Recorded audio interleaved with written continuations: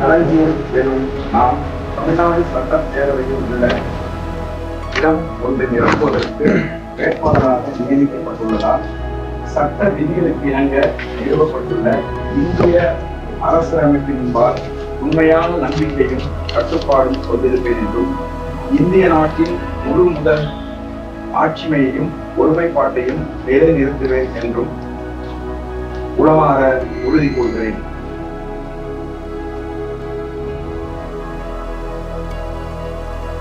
வணக்கம். நான் திரைப்பட இயக்குனர் மு. களஞ்சியம்.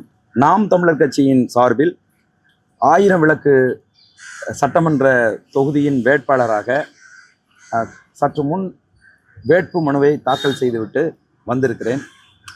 1000 விளக்கு தொகுதியை பொறுத்தளவில் கிட்டத்தட்ட நான் ஒரு 6 மாதங்களுக்கு முன்பே அண்ணன் செந்தமிழன் சீமான் அவர்களா வேட்பாளராக அறிவிக்கப்பட்டிருக்கேன். முன்னாடியே அறிவிக்கப்பட்டு விட்டேன்.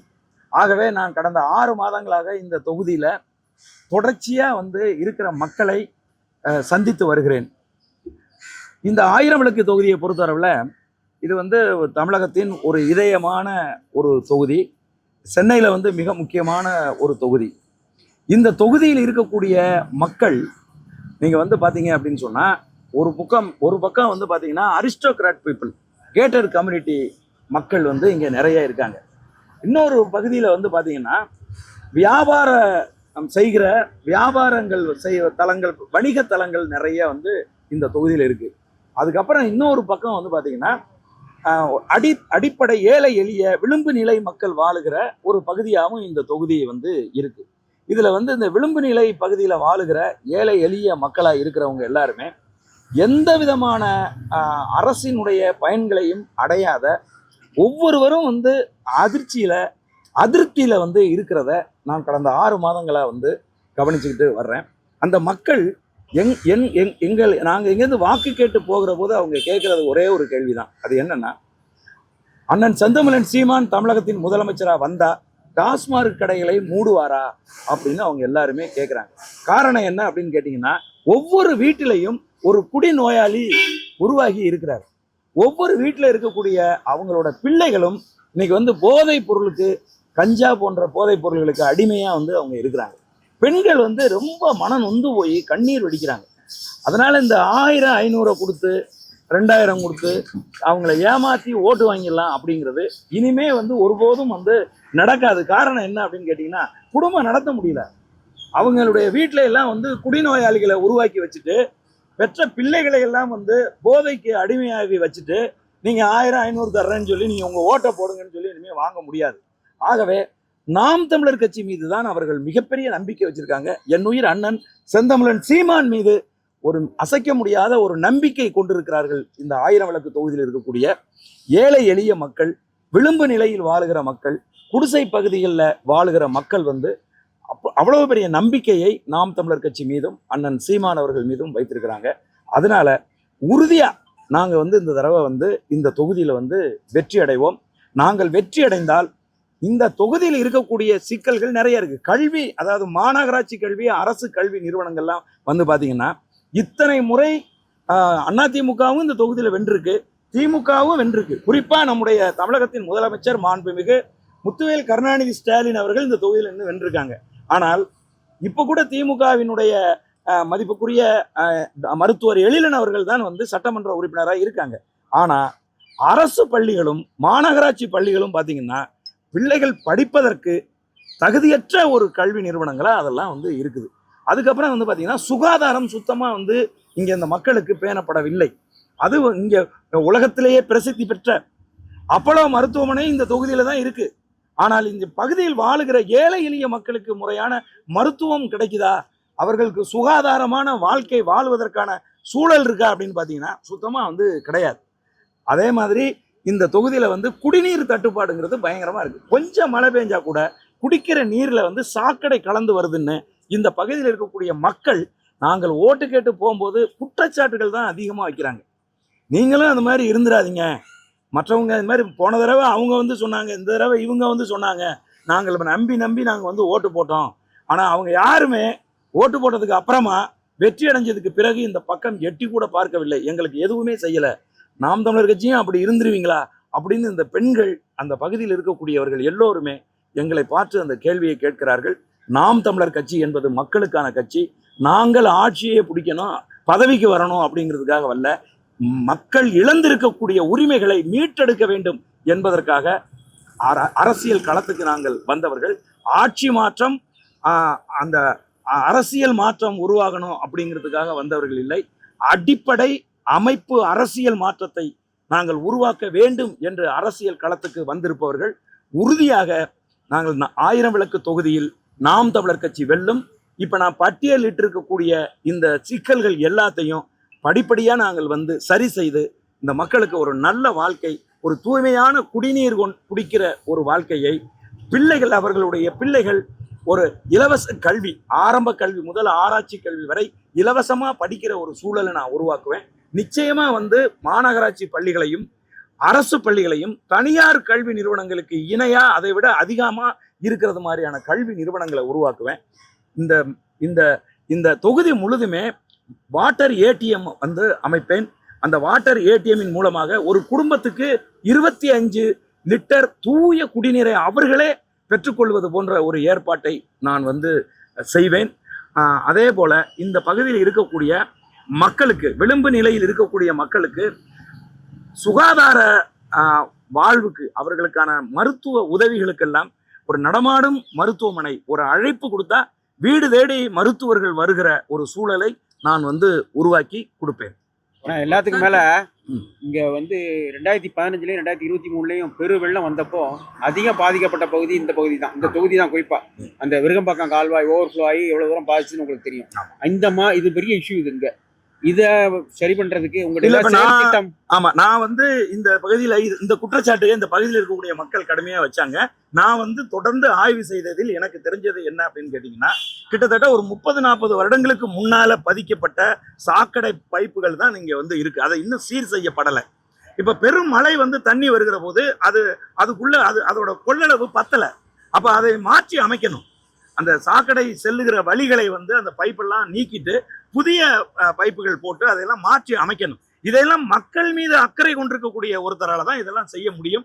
அப்படியான ஒரு அரசு அமைகிற போதுதான் இதெல்லாம் வந்து செய்ய முடியும். நிச்சயமாக இந்த 1000 விளக்கு தொகுதியில் நாம் தமிழர் கட்சி வெற்றி அடைந்து இந்த சிக்கல், இந்த அடிப்படையா இருக்கக்கூடிய இந்த சிக்கல்களை எல்லாம் முதன்மை சிக்கல்களா எடுத்துக்கிட்டு நாங்கள் சரி செய்வோம்.